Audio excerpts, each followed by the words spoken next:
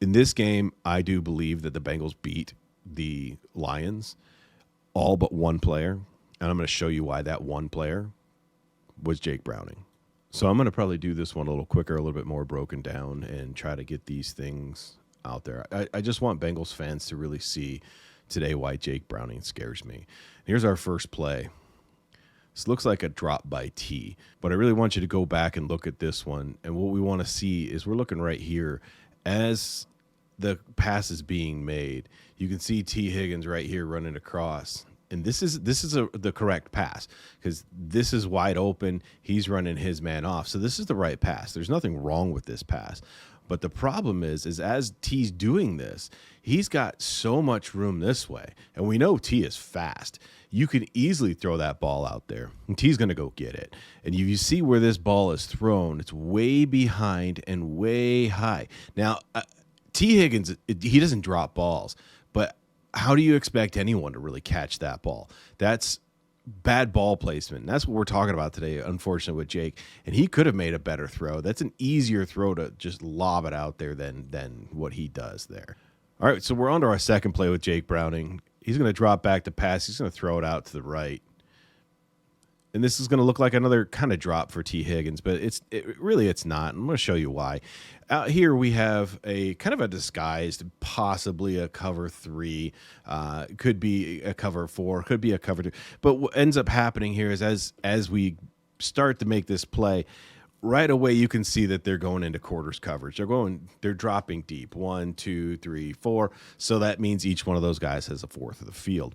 As they do this, you see who's got what man and who decides to do what. Right here, Noah Fant's open for a first down. That's number one. You can't really miss that one. But the more important is where he ends up throwing the ball to T. So T's got this safety ends up biting and going on that out. That out is another first down pass. But T sees all this, so he's going to see all this green grass, and that's where he's trying to work. He's trying to work his way down the field and up the middle so that he can get a ball. And this ball absolutely should be thrown down the middle of the hashes or even to the opposite hash of where he is. But that ball ends up between the numbers in the hash. And if you see right here where he is, he's got to bend back and work his way back into that safety instead of just catching the ball out here. And that's a touchdown. That's an easy touchdown missed by Jake. And it's because of the ball placement. He probably missed, he missed Noah back there, but I'm not really going to be worried about that. I'm more worried about this ball placement. All right, I want to show you this play here. Jamar's going to run an out. When he runs this out, Jake gets flushed. Once he's flushed, Jamar goes into scramble drill. Now, what his scramble drill is as he looks back, he sees his quarterback running around for his life. So he, in this case, you got rules. You know, what do you do on certain, if you're deep, you know, a lot of times you hear if you're deep, go short. If you're short, go deep. It's just got a kind of way to throw these guys off. At this point, when he runs this out, we saw Flacco complete about 1 billion of these to him because Flacco would have just stood here, known that was there, and would have thrown it. And that's your super experience of Joe Flacco. Now, as Jake is rolling out, there's no one to throw to. He really should have thrown this ball away right here. He gets all this more time. He could have thrown this ball away, but he chooses to try and fit this into Chase. And Chase is going down the field in his scramble drill, and he's covered. There's no way that it's going to get this ball into him.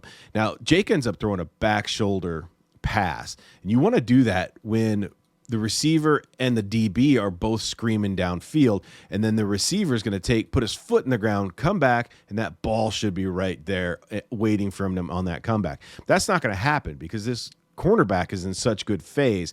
So this DB has got him covered all over the place. And here's your back shoulder throw. If it wasn't in that perfect spot and the best defender of the game against Detroit, Jamar Chase ends up making a huge defensive play and stopping that interception.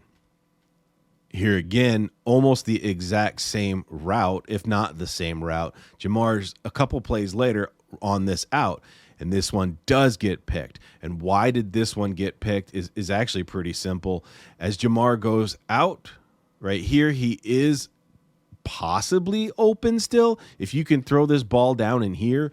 And that's one of those things that Joe Burrow and him are so good at. You can even see his body language is pointing him in there. Jake's going to throw the ball in this region between the numbers and the sideline, and he throws it behind him, just like that pass we had earlier with T. He's asking Jamar to change all of his body momentum, take 1 foot in the ground, and see if you can get back to that ball. And he's just got no chance to make that play. Jamar is absolutely stuck out here, and this easily could have been a first down. And we had, again, seen Joe Flacco make those passes for first downs. I think this is on the next drive. This is another pick to Jamar, and this is a couple of things wrong with this one. There was a lot of decision-making that shouldn't have been done. The coverage that they're giving us looks, again, like this is going to be a rotated cover 3. We got this safety going here. We got this DB going here. We got this DB going here. We got this safety coming in. So that's our cover 3 that we're getting right there.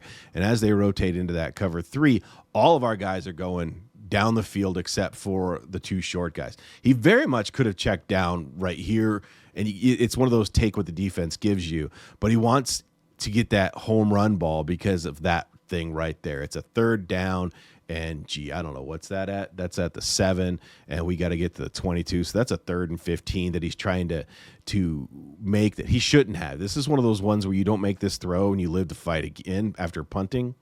But he throws this ball to Jamar way down the field, and this ball to Jamar,